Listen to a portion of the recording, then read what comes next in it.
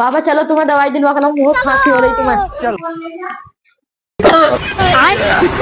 Ready चलो तुम्हें दवाई दिलवा कर लाऊं, चलो आओ।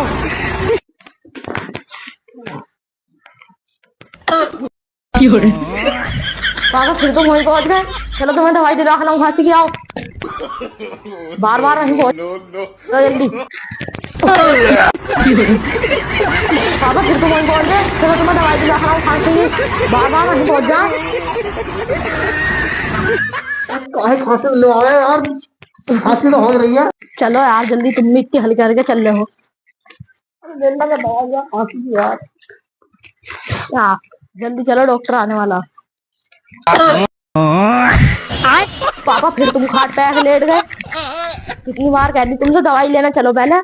हंसी हो रही थी तेज, बार बार जाके एक ही जगह लेट जाओ।